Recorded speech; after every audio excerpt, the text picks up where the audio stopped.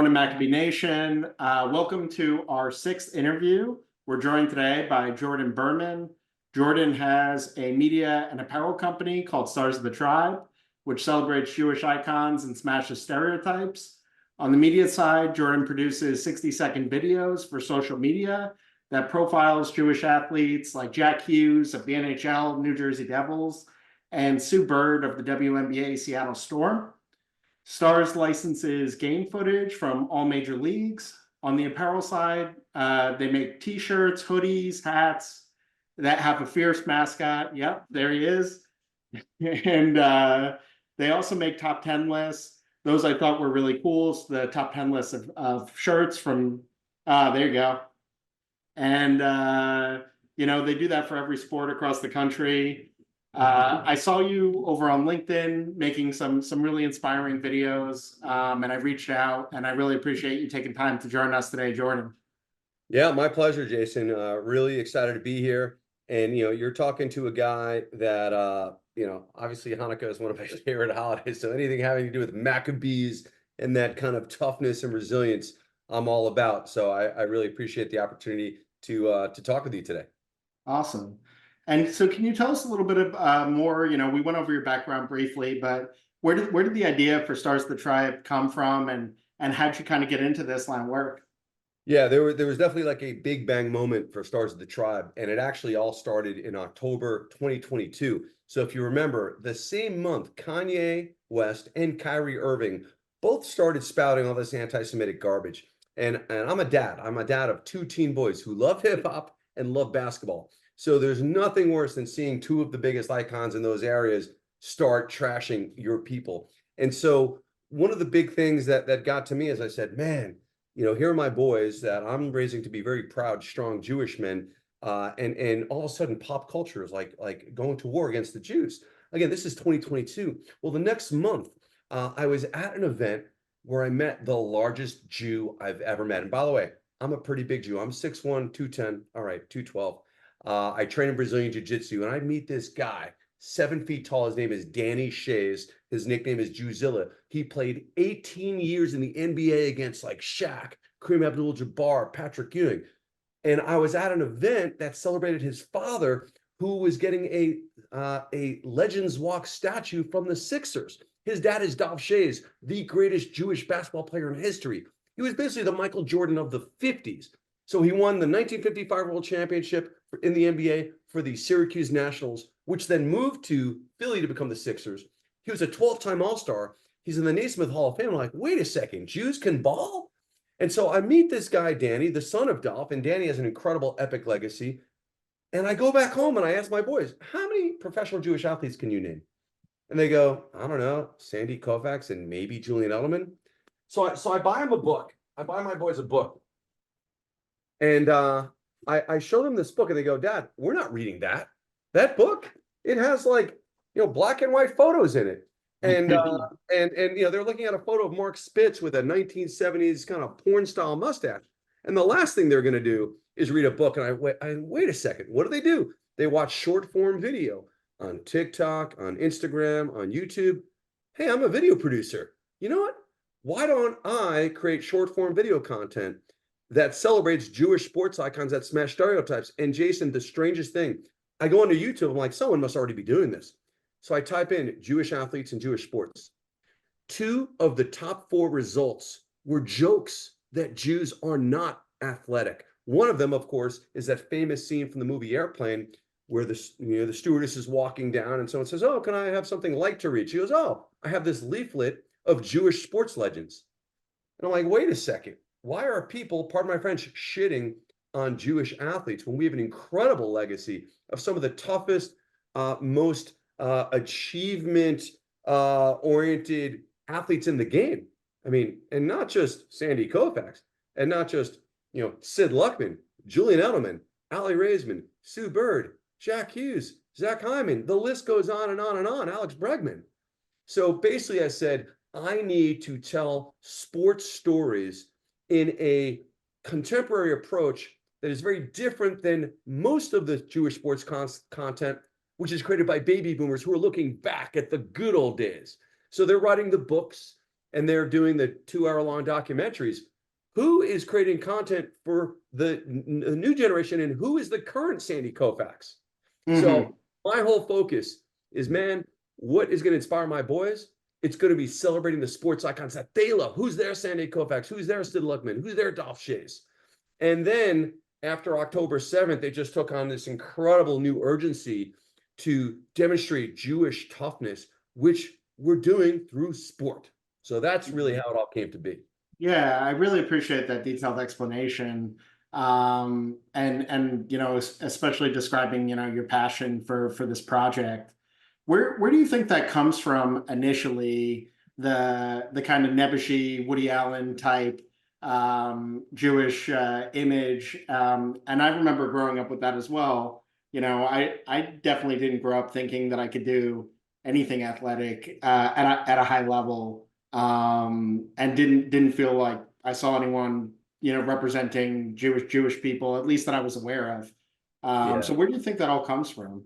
There are a lot of very historical reasons for that. When you look at Eastern Europe, first of all, a lot of Jews were not allowed to own guns. A lot of the Jews were not even allowed to own land or farm the land. So when you think of like the toughest, salt of the earth type of roles, Jews were in many areas, not even farmers. We tended to be merchants. We tended to be, skilled people. We're the people of the book, right? So you already start with this idea that we are anchored by, the Torah, the Bible, what have you. And so we start with that. And then you look at, how much persecution Jews who have been a minority in the diaspora, how can you fight back against state-sponsored terrorism in Ukraine or in Lithuania, Romania, or Poland? So that entire, era of especially Eastern European Jews. But once, there was an incredible legacy of Jewish might and strength, in biblical times, looking at, Israel and the kingdom of Israel and Judah, and Judea, and then of course the Romans conquering Israel, and then Jews being a minority no matter where we went. So it's very difficult to be a strong people when you're dispersed and you're being continually persecuted. Then you look at Jews coming into this country, because really what you're talking about, I think, is very much an American Jewish phenomenon. Mhm. Who came to America? These were folks from Eastern Europe who really, obviously were brand new to the country. But what's so fascinating is when you look at the golden age of boxing, 20s, 30s, 40s, they're dominated by Jewish champions, every weight class. We had a world heavyweight champion in Max Baer who beat Hitler's favorite boxer in 1933. Okay, Max Schmeling in front of 60,000 people at Yankee Stadium. We had Barney Ross, we had Benny Leonard, we had Abe Attell. You had this incredible, strength and representation of Jewish boxers. So what happened is that second generation, the kids of the immigrants, had to be tough. They were living in the Lower East Side. They were living in Harlem. They were living in, the Bronx. They were living in Cleveland. They were living in Boston. And you either get your ass kicked or you do the ass kicking. So Jews were actually super tough. And yet, because we are also the people of the book, we excel in science, we excel in law, and in medicine. And of course, when it comes to the Jewish mom, we got to be good boys, right? And so I think there's a bit of this myth about Jews being nebbishy, plus it's been reinforced by what is the stereotype of the Jew? Literally, Google Jew and look at the images that come up. The number one image is a Hasidic person. Yeah. You don't see a lot of Hasidim on the football field. I mean, literally. A lot of them have horns as well. Well, listen, here's the challenge. I'm as much a Jew as anybody. In fact, there are absolutely way more, Reform, conservative, and Orthodox Jews than there are Hasidic. And I've got friends, especially in the Chabad programs, that are Hasidic and ultra Orthodox.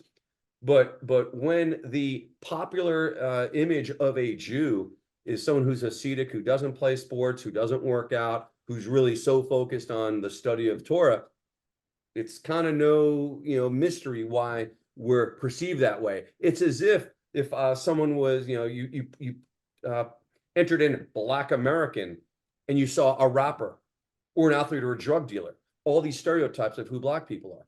Well, the Jewish stereotype is the, Nebuchadnezzar Hasidic person. And then, of course, a lot of Jews sort of, riff off this idea of, oh, we're smart, we're clever, we're whatever, but we're not tough.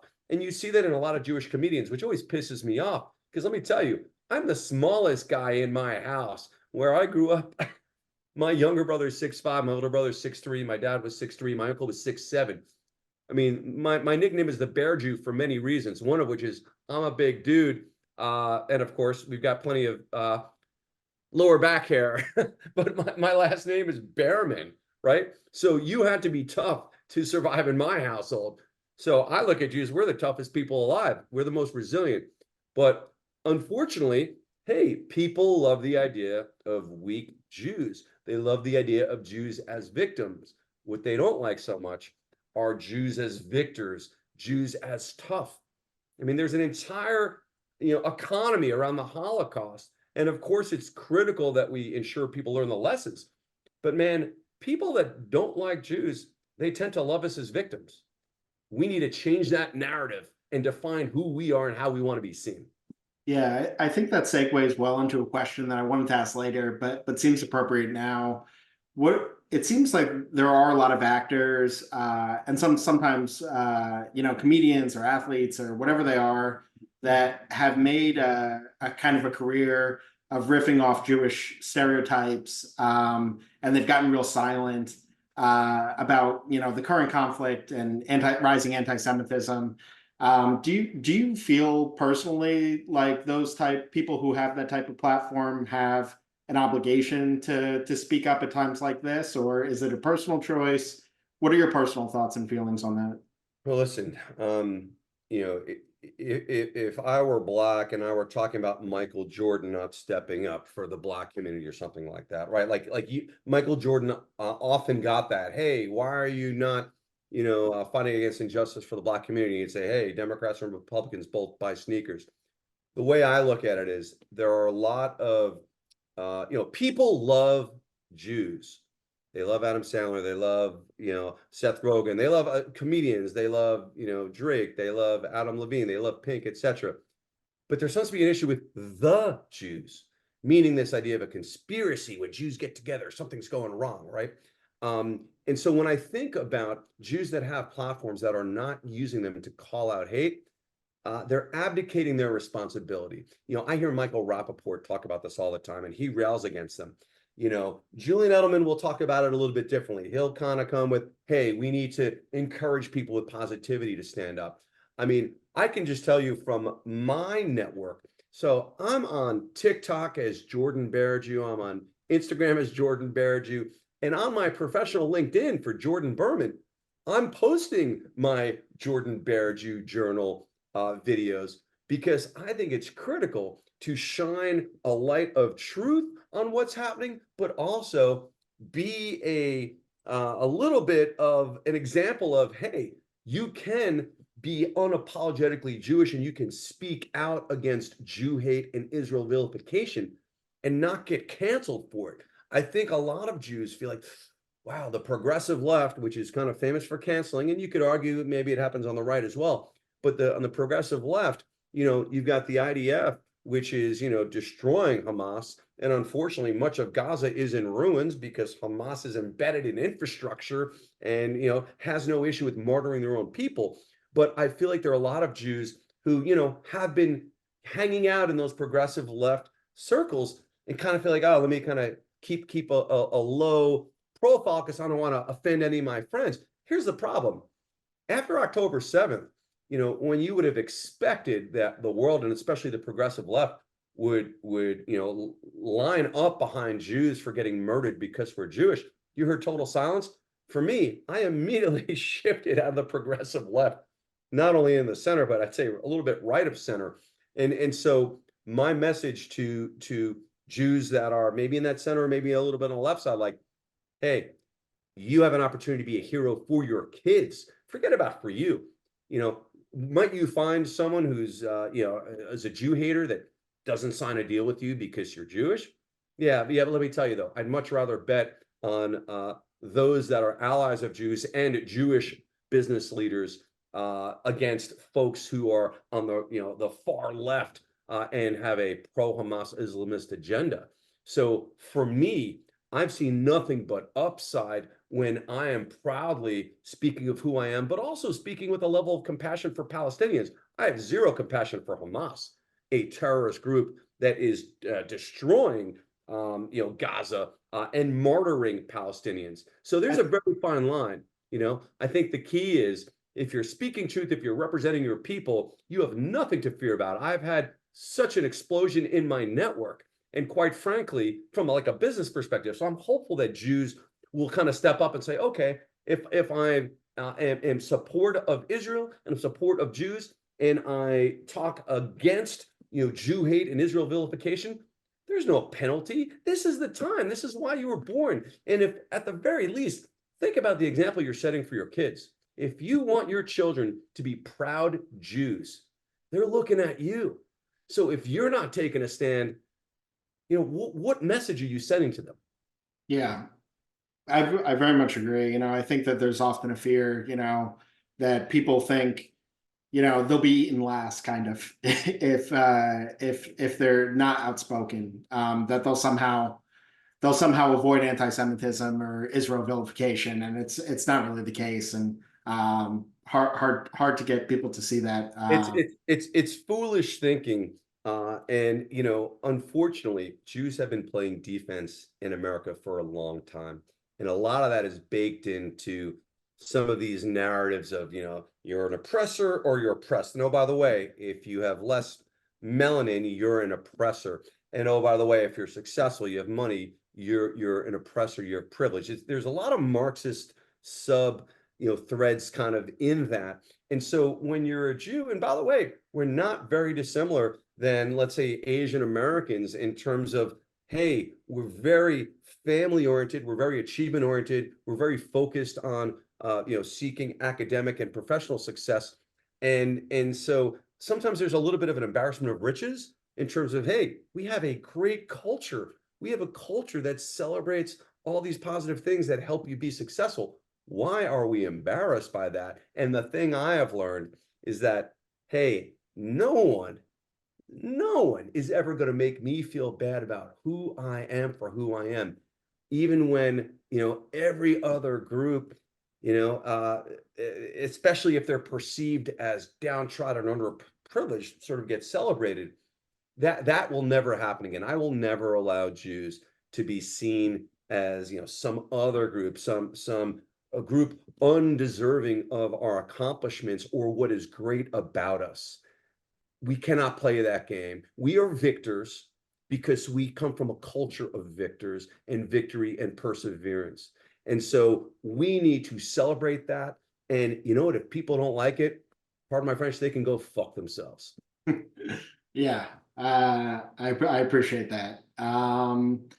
In terms of what we're seeing in Western Europe, Canada, the United States, we've spoken a lot, even in this interview, about rising anti-Semitism. There's always a debate within the Jewish community. If I go certain places, should I wear a kippah? Should I wear tzitzit? How visibly Jewish can I be in certain places? You're obviously selling clothes that kind of identify people as being Jewish, and in this environment where people are attacked recently in LA outside a synagogue, other situations. What's your stance on that debate? And then also, how would you feel if someone was attacked wearing a shirt of yours or something on the subway in New York or something like that? Well, let me answer that in two ways. So first of all, the Stars of the Tribe brand. And if I pull up, this is one of my favorite shirts. And I came up with this phrase, coolish to be Jewish. But if you take a look at the Stars of the Tribe logo, and actually probably be even easier to see it on this way. But we were very intentional when I designed this logo, and I spent a lot of time designing this logo. So if you can you see that on screen? Yes. So there are a couple things about this logo. It says Stars of the Tribe. Now, if you're a Jew, you know exactly what that means. You know what being a member of the tribe is. In addition, you know that six-pointed star is the Magen David, right? It's the Star of David. And yet it's intersected with an S for stars. So to the untrained eye, and I've done focus groups on this, Non-Jews really don't know what to make of it. They go, oh, it looks like some kind of all-star thing. Like, so the brand name, it's kind of like I own a Jeep Wrangler. When I'm driving in my Jeep Wrangler, I know that there's something called the Jeep Wave. No one even notices it. Other Jeep Wranglers drivers notice it. So I'll be driving and I'll just do that. And I can see them 50 yards away doing that as well. Only we see that, right? I didn't even know it existed until I bought a Jeep Wrangler. So the same thing goes for this logo. This logo means something to us. Also, it's really the first American Jewish sports brand.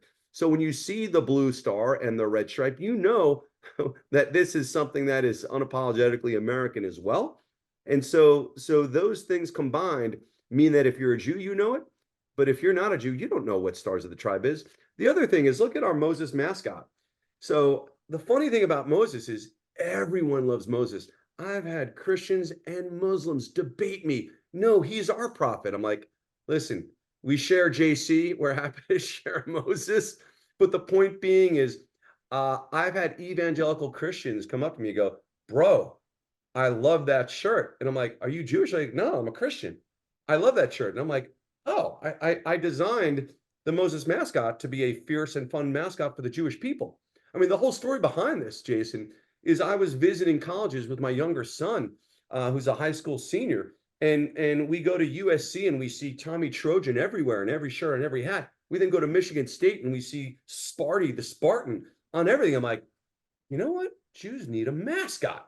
And no, it ain't going to be Einstein. It's going to be the greatest general, the greatest biblical prophet, the greatest hero who led us out of bondage, right? It's going to be Moses. It also ties in with the biblical relationship we have to the land of Israel. Everyone loves Moses. He's a pop culture figure. I think Moses is more popular than Santa Claus, quite frankly. And so when I wear a Moses shirt around, all I get are smiles and high fives and fist bumps. So and then of course, when I walk around wearing a name shirt, dude, people love to play this game of what do all these people have in common? And you might know Koufax, like, wait, who are these other people? So when you wear Jewish names, which by the way, when is the last time you saw a Jewish name on a shirt? You don't. And yet my black friends love their Jackie Robinson shirts. My Puerto Rican friends love their Roberto Clemente shirts. Why can't I find a Sandy Koufax t-shirt or a Dolph Shays t-shirt? Why? Because we have not been doing a good job of celebrating our triumph, our perseverance. We as Jews have not celebrated our heroes. And that's what I'm doing with Stars of the Tribe. So number one, I've been very mindful of how do I want Jews to be perceived? And in our gear, like, dude, you see this logo and you're not a Jew, you don't know what the hell that is. You just see stars, you think it's probably some all-star thing. All right. Now, the point of Stars of the Tribe is to create awesomely cool ways to express your Judaism. Now, if some asshole wants to pick a fight with me because he thinks it's Jewish, come at me, bro. All right. They want us invisible. Look at the numbers from the AJC, which did a report that something like 46% of Jews are acting in less visible ways. They're not attending the same places. They're not necessarily posting about Jewish stuff. They're not maybe wearing Jewish stuff. But Wearing yarmulkes made of hair, shit like this. well, listen, that's 46%. What about the other 54%? There's a pendulum swing going this way, which is, you know what? You're going to hate me because I'm Jewish. I'm going to be more Jewish. It was Brett Stevens, New York Times, brilliant writer, who said, you know what? There's one solution to anti-Semitism. It's Jewish pride. Okay? That's the solution. It's not keeping your head down and being invisible when they want us invisible. It's us being indivisible. So we have to, build those ties to our Jewish community because we are a minority. We're only, 7 million in the US, 15 million worldwide. But when we are together, you cannot defeat us. And once we are, indivisible, we become invincible. Okay, something has awakened inside me, and this is way before Hamas. It's becoming a dad. Becoming a dad, you realize I need my boys to be proud Jewish men. And after October 7th, I mean, it was like putting nitrous oxide into my gas tank. So the two strategic blunders that Hamas made is one, the death and destruction and butchery and kidnapping and raping they did in Israel. The second one was to awaken the bear Jew from his hibernation, because I'm putting all my creative life force into Stars of the Tribe to ignite pride and perseverance amongst Jews, especially our young people. Yeah. Look, I really like that idea of, you can't stop people from being anti-Semitic, but we can do things on our side. Jason, here's what I hear a lot from people. And by the way, like my Jordan Bear Jew TikTok, one of my videos, I got 55,000 views, and I'm not twerking. I'm just a regular dude, right? My first videos were just me being a goofy dad with my boys.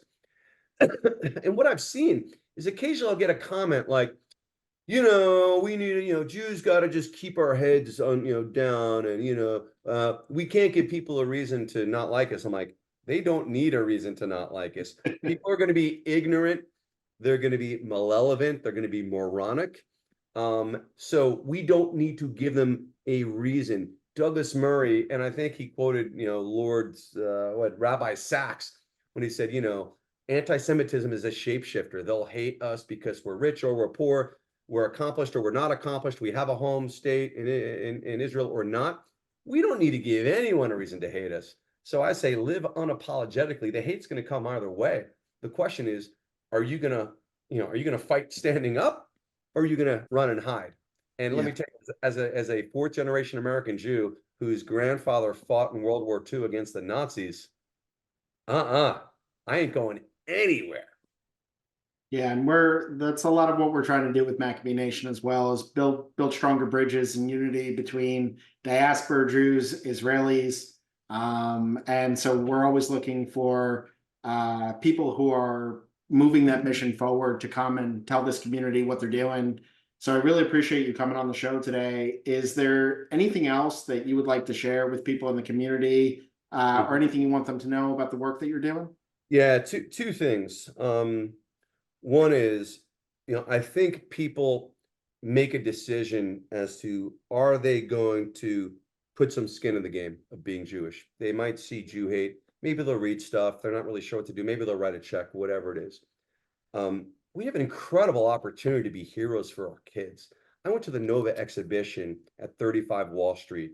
This was an incredibly devastating experience, seeing all these young people. Again, I've got a dad of teenage sons, right? They could have easily been to that concert, that music festival, if they were visiting Israel at that moment. And I walked out of there and I thought, wow, I could literally walk out of this exhibition and make an impact, versus when I visited Yad Vashem in Israel. I walked out of Yad Vashem, I said, man, I wish I had a time machine. I could go back in time and tell my ancestors, don't get on the train, or, fight like hell, grab a gun. And there were those heroic Jews that did that, in the Warsaw Ghetto and things like that were defiant, but not enough of them, because they couldn't fathom that the Germans and their allies could be so horrible. So I didn't have a time machine. I couldn't go back in time to stop the Holocaust, but I could walk out of the Nova exhibition and immediately make an impact and stand up for Jewish people. That's one thing. The second thing is, I've been talking to the families of several hostages, including the family of Omer Nutra, who is an American captain of his high school volleyball, soccer, and basketball teams, was stolen away from his IDF unit. He actually volunteered to fight for the IDF after graduating high school. I also spoke to the cousin of Omer Shemtov, who was wearing a Cristiano Ronaldo soccer jersey when he was taken from the Nova Music Festival. And they asked me, Jordan, our family members love sports. Here you are launching Stars of the Tribe, this sports brand to celebrate Jewish athletic achievement. What can you do? I said, I got an idea. So one of our shirts has Moses kicking a soccer ball. And my sister actually came up with this one. And it says, let my people goal. Now, it doesn't just say, let my people goal. If you know Andres Cantor, the Argentinian soccer sportscaster who's famous for saying, goal, he's a Jew. So what we did is we said, you know what? We're going to take Moses and we're going to create a special shirt, let my people goal, bring them home now. and 100% of profits are going to go to the Hostages and Missing Families Forum, which supports the families and the hostages. But we're going to go one step further. We're going to bring in Ty Baribo, who is one of the greatest Israeli soccer players, who plays for the MLS Philadelphia Union. And I met with Ty and I said, we need a face for this campaign. I said, I want you to be the guy. He goes, it would be a privilege. So we filmed Ty Baribo in a soccer stadium.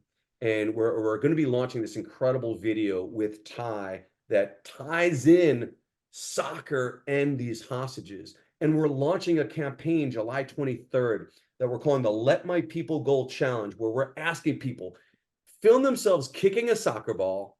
So we want you to score, then we want you to shout, "Let my people goal. I challenge Jason Crystal."